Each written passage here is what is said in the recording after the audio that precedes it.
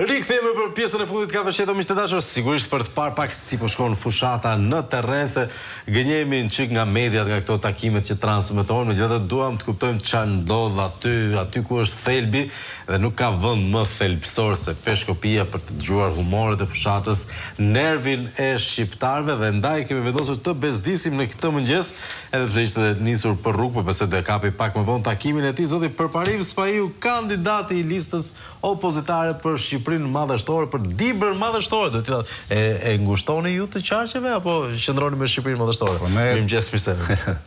Dibra madhështore, okay, domethënë ajo mbetet gjithmonë me historinë e vet, por që e meriton të jetë madhështore ekonomikisht. Ekonomikisht. Situata është jo e mirë dhe ka shumë punë për të bërë. Sidomos në Dibrë njëherë ka dhe një lloj tingëllimi, kështu se është Dibra madhe aty edhe.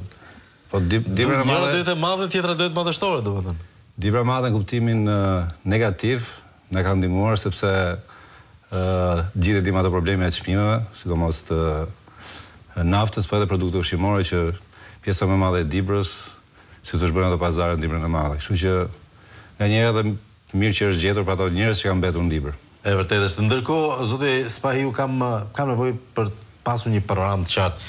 Çfarë ndodh në terren mbi të gjitha, duke u referuar pak edhe primarëve, u duk sikur një nga degët më rokamboleske të PD-s e kishte gjetur atë rrugën në drejt një uniteti në këtë zgjedhje. Një unitet që ka munguar në zgjedhjet e shkuara. Tani thelbi edhe lajmi janë zgjedhje 11 majit. Pra besoj që primarët janë një Jo në kuptimin jo rëndësia e primarëve, po a u bashkuat në atë proces dhe po shkoni të bashkuar drejt 11 majit, është çështja. Nuk ka asnjë problem. Madje personalisht shoh një bashkim për te pritshmërive, sepse po të vëmre element ndryshëm nga ide ose mendime ndryshme para shumë vitesh, para pak vitesh, do të jemi pothuajse gjithë bashkë edhe jashtë pjesës leadershipit, pra ç'mendon mendon leadershipi në momentet e fundit ose më herët, them që grupi përfaqësues i kandidatëve për deputet në Dibër është nga më të mirët, edhe më i suportuar, duke përfshirë edhe kryetarët e partive, personat politikë dhe drejtuesit politik të deri te grup seksionat. Situata është pozitive. Po edhe mirë për këtë. Megjithatë, Peshkopia, Dibra në përgjithësi është perceptuar për dekada si një bastion i djathtë. Dhe Dibranët perceptojnë është bastion i djathtë, nuk është thjesht perceptim. Nuk po ju kundërshtoj. Zgjedhjet e fundit 2021 përsëri Partia Demokratike fitoi zgjedhje për një mandat më shumë. Situata ka qenë edhe më pozitive 2009, ka pas rezultat 4-2, domethënë një diferencë për 18.000 votash. Pra mbetet zonë djathtë edhe përgjegjësia jona që këto pritshmëri për djathtën që absolutisht do ndodhi është që të mbajmë atë rezultat mbase edhe ta thellojmë. Megjithatë, Dibra gjithashtu ka vujt pak me mazhorancën. Kush s'po vun me mazhorancën? Okej, veçanërisht Dibra, se aty kemi parë dosjen më të tmerrshme të manipulimit elektoral që është e implikuar qeveria, policia, çdo infrastrukturë shtetërore është e implikuar në rastin e Dibrës veçanërisht. Po, pati specifikat e veta, pati zgjedhjet parakoshme zgjedhje jo të radhës 2016, pas asaj që ndodhi në 2015 kryetarin e bashkisë. Nëse nuk e mbani mend, Shukri Xhelili me brek të grisura është një nga videot që është dhe porno komike më simpatike të gjitha kohërave. Unë nuk kam... Mos u fus të ka pjesë, ma lini mua, bo shumë zë edhe kur ka dalë video nuk kam parë, të them drejtën. Nuk pëlqen, është diçka që...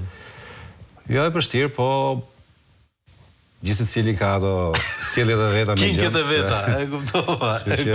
Pra ndodhi ajo dhe ajo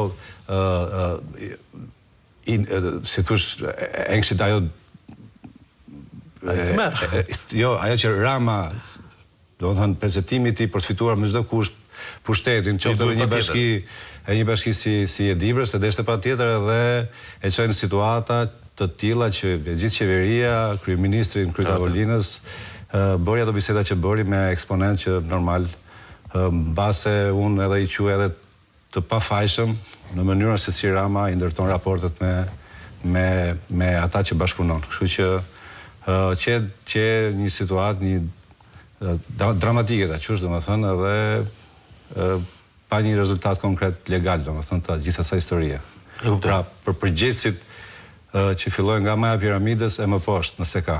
Sepse për mua, domethënë, është thjesht ajo dëshira ose inati për të marrë bashkinë me patjetër. Kështu që thema jesh përgjithësisht kryesore se dosi. Mund të kishte ndodhur edhe si rasti Belerit për të marrë bashkinë me dhunë, që fitohet diçka gjë se marrë punë me ty. Po jemi atëherë jemi në 2016 edhe reforma në drejtësi ishte e pa kryer, kështu që në atë periudhë s'mund ta bënte. Po i rregulloi kushtet dhe zgjidhi më mbrapa ashtu si ti vetë. Një kuriozitet, rruga e Arbërit është premtimi i mbajtur i Partisë Demokratike apo kalend greke e Partisë Socialiste që më në fund e mbylli? Tani rruga e Arbërit është një premtim si thosh i pambajtur, po e them për të gjithë. Normalisht, se gjithë jemi përgjegjës, edhe pse në atë periudhë kemi pas shumë e kishim gjithë përshfaqësuesit e qarku Dibër ishim shumë të predispozuar për ta mbaruar si projekt, po fajin më të madh ka patjetër kjo qeveri që e vonoi me 10 vite. Pra rruga e Arbërit duhet mbaronte 27 kilometra të mbetura, duhet mbaronin për 3-4 vite. Tani zyrtarisht se ne jemi mësuar me këto projektet që i inaugurojnë nga 3 herë dhe kur ti shkon se ke pa në televizor që është inauguruar ajo në fakt nuk ka mbaruar tamam. Inaugurimet dhe këto festat e stilit komunist unë prap nuk i shoh. Domethënë edhe të vjen keq kur shef njerëz që dalin edhe gëzohen atë mënyrë për një rrugë, për një detyrim që çdo shtet, çdo qeveri e ka dhe domethënë se ç'punë tjetër ke. Do bësh rrugë, infrastrukturë, arsim, polici, ku të kesh kohë mund vjedhësh ndonjë gjë, kështu si thot Charles, i bukur. Të vjedhësh. Atë nuk e perceptoj nuk e di si bëhet dhe me ligj. Se kjo investitor strategjik është gjendje brillante. Është një nga gjërat shakat më të hidhurat në këtë vend është që nëse varësi i thot shefit që kjo puna nuk bëhet, i thot nuk ka problem ai sepse bëjmë ligjin që të bëhet. Pra kjo është ajo pjesa më e rëndë që e sistemit korruptiv këtij vendi. Ne kemi fjalën për bisedën në Ahmet Ajrama. Nga biznesa nga më të vogla deri te investimet ndaja që thatë ju strategjike. E kuptoj. Ndërkohë ju jeni në terren, sigurisht kandidatët e listës, veçanërisht ju vini nga një eksperiencë gjatë elektorale, jo prej kështu emërimi. Cila është gjë që ju kërkojnë më shumë ose pyetje që dëgjoni më shpesh nga Dibrava, se ti mund të nisesh me një paracaktim mendor, po ndërkohë me një para një javë isha Maçellare, më ka ngel mendje që më tha dikush, krenaria e këtyre tha është që ndihmën ekonomike nga 800 e kanë çuar 1200 dhe krenohen që numri i personave me ndihmë ekonomike është 1200. Pra kjo është shtresa më vulnerabël, shtresa më në presion. Domethënë është një histori që sinqerisht duhet marrë fund të them që një nga gjërat më të mira dhe propozimi më i fortë që doktori Partia Demokratike ka bërë është minimumi etik. Unë kam qenë pjesë e programeve shumë kohë, që nga 2013 edhe kam insistuar te kjo pjesë. Pra kjo fjali është shumë e rëndësishme. Pra minimumi etik tjetë se duket si term kështu i përdorur, duhet tjetë detyrim kushtetues, pra tjetë me kushtetut. Që një person, një shoqëri... E ndryshon sjelljen e shtetit kjo ndaj individit, në tërësi. Po, patjetër. Përcaktimi i minimumit nëse përcaktohet minimumi etik, ti e ke detyrim legal që ky person të marrë minimumi 200, 300, 400 sa të jetë pastaj, sa të përcaktohet, dhe ti nuk mund ta lëvizësh me atë. Pra në çdo lloj situate ti nuk mund t'ia heqësh me atë minimumin etik për të jetuar në një nivel minimal. Pra nuk është qëllimi i qeverisë ose i programit të ri që ne do të vëm minimumi etik dhe kjo është këtu mbarohet punë. Pra ajo është minimumi që ti pastaj do shkosh te paga mesatare, do shkosh te paga minimale, pra do bësh të rregullimet e tjera që të ketë mirëqenie këtë vend. Megjithatë, e kemi të qartë ofertën tuaj, zoti Spahiu. Çështja është për kundërshtarët. Keni pasur ca emra të çuditshëm nga mazhoranca në Dibër, nga Gjiknuri që udhëhiqte me Sadria Bazin. Do ka lënë shenjat forta te ju Dibra në Po e kam ndjekur nga afër, zhvillimet në Dibër, kam ndjekur zgjedhjet atë. Është interesante, është edhe komike nganjëherë që si kam qenë në Peshkopi më shpesh se ç'duket. Pastaj kemi një vizitë atje shumë interesante të Belindës dhe të sektorit energjetik i cili u përfshi dhe kudo ku shkon Belinda na rrëshket në hidrocentral që shkatron po histori e gjatë ajo dhe tani ka ikur Belinda ka shkuar në Fier. Si është lista e kundërshtarëve, një koment për ta? Ka në një që ju shqetëson? Jo, nuk është, do më thënë nuk ka mas një mendim. Është thjesht për natyre. Vjen keq që janë në atë grup edhe vazhdojnë me të njëjtën politikë ose të njëjtën skemë drejtimit të shtetit, punëve të shtetit edhe marrëdhënie me njerëzit, por që po i quaj njerëz të respektuar, po i quaj që janë drejt në tyre dhe të vazhdojnë punën e tyre, nuk kam asnjë koment. Kok më kok, kush e ka ofertën më të mirë? Kok më kok. Ofertën më të mirë në politike në këtë zgjedhje, midis listës PS-s dhe listës PD-s. Tani rëndësi ka që për mua është e pamundur që rezultati të thyet, domethënë Dibra të jetë një mandat para Partia Demokratike në Aleanca.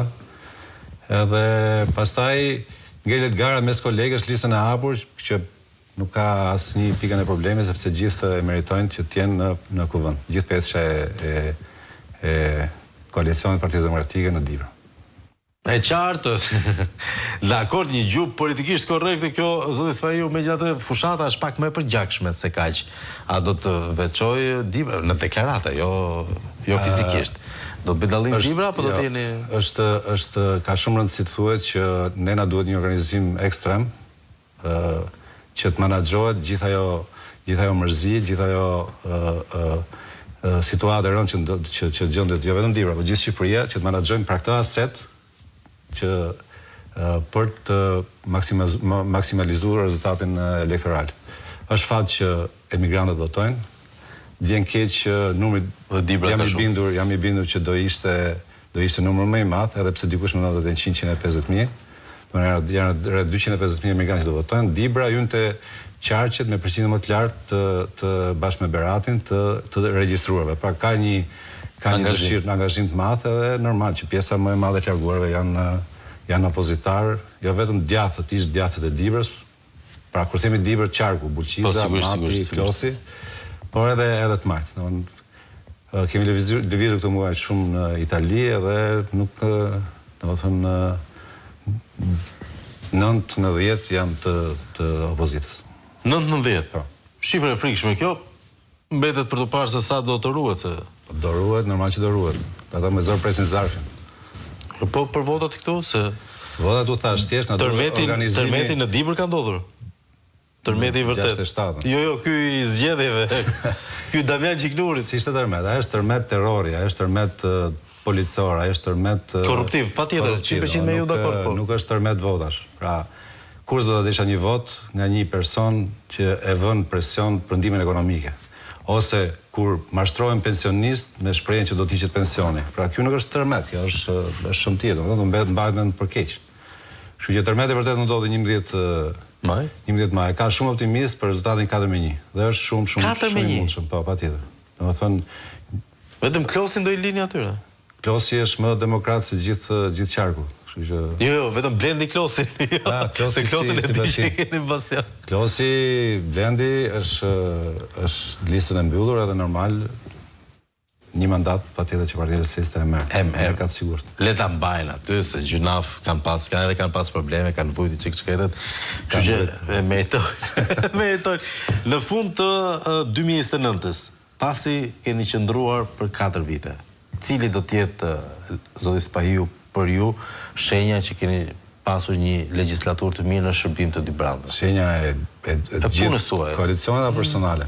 Qoftë personale, qoftë e koalicionet. Nëse keni një vizion për bashkët? Personale, gjëja vetme që pengu vetëm që mbetet është që i matë ndrojë 10 vjetë dhe nuk gëzoj status seminatorit. Kështu që kjo histori do vazhdoj edhe e kam jo vetëm personale, por Partia Demokratike e ka votuar propozimin tim për status seminatorit 2017. Kështu që nuk besoj që duhet një premtim personal ose specifik i Partisë Demokratike për këtë gjë.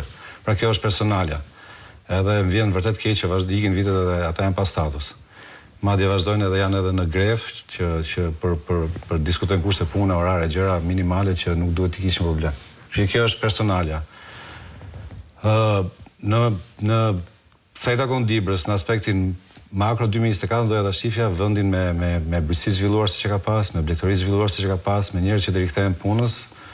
Le ta vazhdojnë Napoli me bujqësinë, por atë eksperiencë ta sjellin në Dibër dhe mos shohim toka djerë sepse është gjuna. Napoli ka makarona, Dibra ja kalon me Jufkat, e diun që ju ka gënjur çik reklama, po Jufkat e Dibrës, sidomos në ca vende aty që se do t'i njohësh, do të shkosh aty, ti prekesh ka afër. Kështu që një fitore për Jufkat e Dibrës poshtë makaronat e italianit që po na sjell kriminalet afrikan. Zoti Spaiu, kam vështirësi se do të rishihemi para 11 majit për të parë se si po shkon në thelbin e vet fushatës, se do dalin tash me gjithë këto teknologji, do e marrin vesh kush. Nëse po bën pisliqe mazhoranca. Që edhe do kërkojmë të vim nëse ka raste ose denoncime që janë të nevojshme për çdo situatë që krijohet atje. Faleminderit për parim Spaiu, ndërkohë miq të dashur, ne mbyllim këtu kafesheto për ditën e sotme. Na shkojmë mendje për Jufkat tani. Me